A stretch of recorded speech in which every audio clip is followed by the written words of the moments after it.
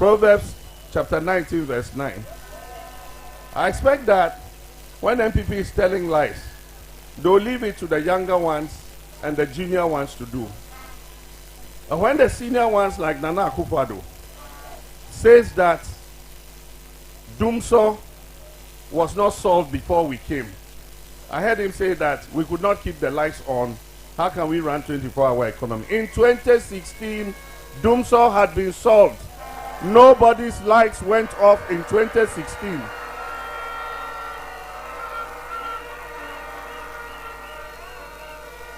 Ezu, nobody had load shedding in 2016. That is on record. Go and look at Gridco records. Go and look at ECG records. Nobody had load shedding in 2016, and that is a fact. Ezu. And he himself knows that Dumsor was a generational problem, and that it was because of the lack of addition of generation over the years that crystallized in my time. But I did not do what he has been doing, shifting the blame to somebody else. I went to Parliament and I said I was elected to solve the problems of Ghana. I accept responsibility for the energy crisis and I will fix it. And I fixed it. From January to December to the following January, when we handed over to Nana Akufo-Addo, he should bear true testimony. Dumsor had been solved. Ezu. And so, if you lie, you will not go to heaven. At his age, he should be preparing his soul for heaven. Still on more election news, some civil society organizations have called on President Nana Addo Dankwa Akufo-Addo to assure Ghanaians that he won't shut down the internet during the December 7 election, which is just 10 days away. The CSOs, led by Keep It On, in a press conference held in Accra, stressed the need for the president to guarantee Ghanaians of a stable and functioning internet service during and after the election. Keep It On campaign manager Felicia Antonio, addressing the media edge, argued that access to internet services is a fundamental human right that needs to be guaranteed even in election years. From 105 countries to end internet shutdowns, appeal to you, President Nana Akufo-Addo, to publicly commit to ensuring that the people of Ghana have unfettered access to the internet, digital platforms, and all other communications channels throughout the upcoming general elections on December 7th and beyond. As the people of Ghana prepare to vote, we urge your government to adopt, implement, and enforce measures that safeguard human rights by enabling an unrestricted access to information and avenues for expression, as well as the right to assembly, association, both online and offline. This is essential for ensuring an inclusive, free, and fair election process. In a democratic society, the internet and social media platforms play a critical role in ensuring participatory governance, advancing inclusiveness and transparency, and enabling people to exercise their fundamental human rights. For organizations from 105 countries to end internet shutdowns, appeal to you. Away from that, the Election Commission has instructed its regional directors to limit media and observer access to collation centers during the 2024 general election, emphasizing the need for secure and efficient collation process. Under the new guidelines, only 8 media houses will be allowed at each constituency collation center. At the regional collation centers, the EC has set a limit of 12 media houses consisting of 5 TV stations and 7 radio stations.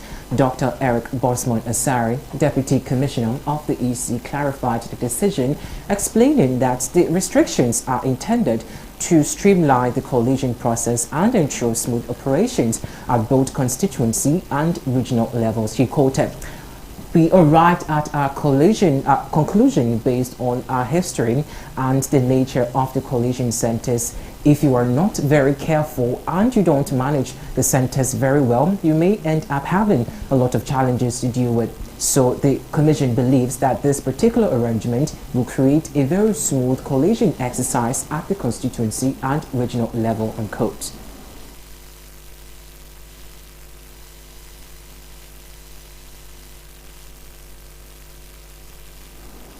Still on the Electoral Commission, the Electoral Management Body EC has reiterated its commitment to introduce for the first time what it describes as an aid memoir to guide all electoral processes and associated irregularities. The EC earlier this year announced the introduction of the aid memoir as a medium for the EC to communicate and address challenges of irregularities that may arise, such as overvoting, recounting and recollation, among others. This came to the fore during a meeting with the National Election Security Task Force led by the Inspector General of Police, Dr. George Akuffo Dampare, where he assured the EC of a total security during the December 7th polls. ABC News' Derek Kumikisiedu has filed this report. Communicating the medium to address issues of irregularities during an electoral exercise has consistently posed a challenge to the Electoral Commission, especially concerns of overvoting, overcounting, recollation, among others. It is in light of this that the Electoral Commission earlier this year announced the introduction of what it described as aid memoir, an election manual to serve as a guide in the electoral process.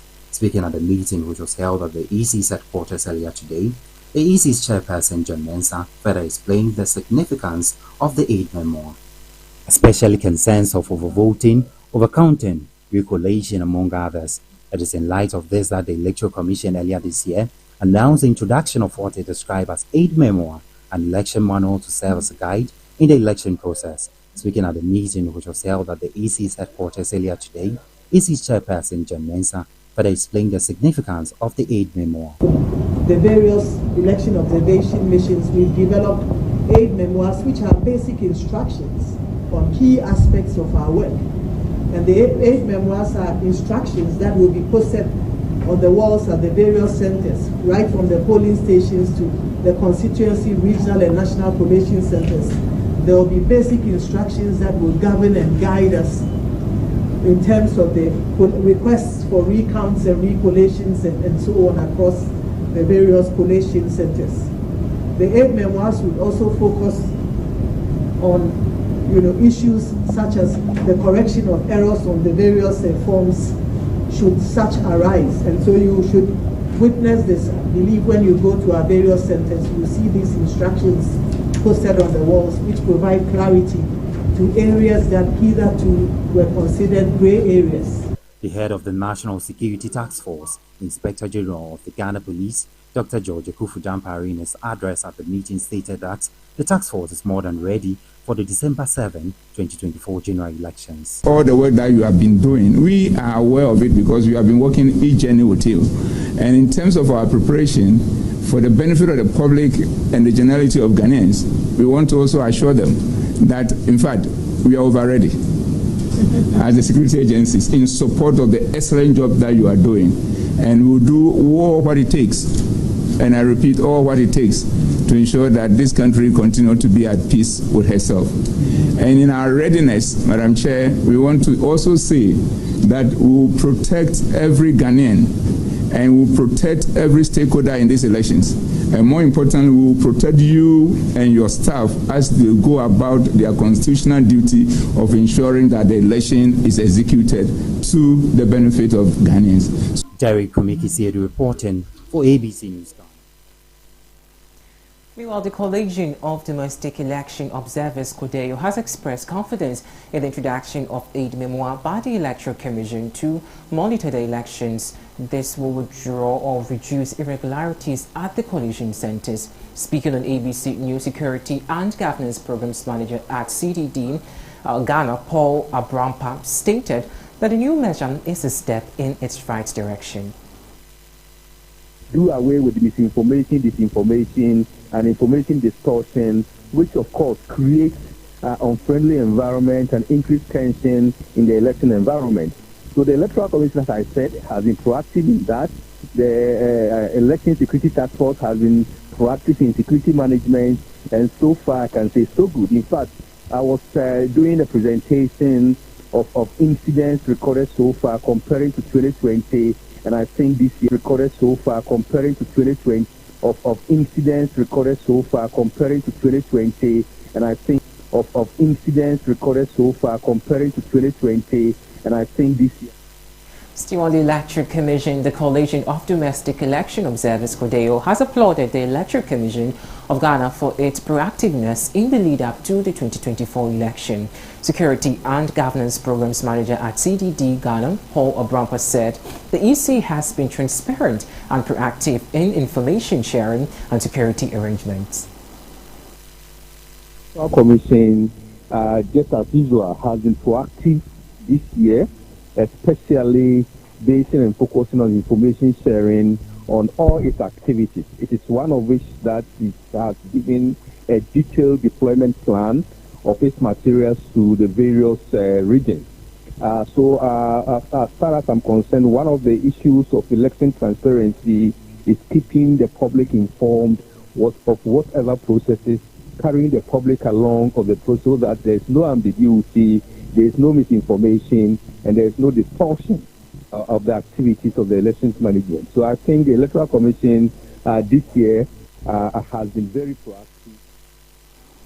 And away from that, the former Auditor General Daniel Yao Domelevo has expressed confidence and satisfaction with the Commission of Human Rights and Administrative Justice report and findings on the embattled National Cathedral project. Speaking with ABC News Ghana, the former Auditor General stated that he has no problem with CHRAJ findings as it has been implicating the Board of Trustees and put into question the government's spending of the project.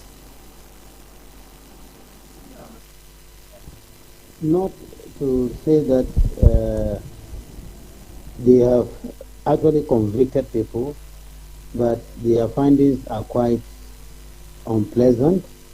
I have personally positioned that I thought or I think the use of public funds for the cathedral was inappropriate, and I think that is what the CHRAJ funding has also established.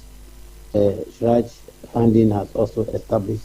I think that is what the CHRAJ funding has also established inappropriate, and I think that is what the CHRAJ funding has also established, and I think that is what the CHRAJ funding has also established.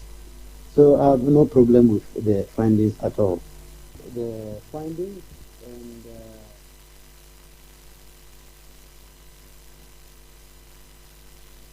in the government to implement the recommendations of the CHRAJ on the National Cathedral to recover state funds expended on the project. According to him, the government finds itself complicit in the project and may not take any measure to recover state money spent on the project. But if this government, I can talk to some extent that given their track record now, there is no appetite for recovering this money.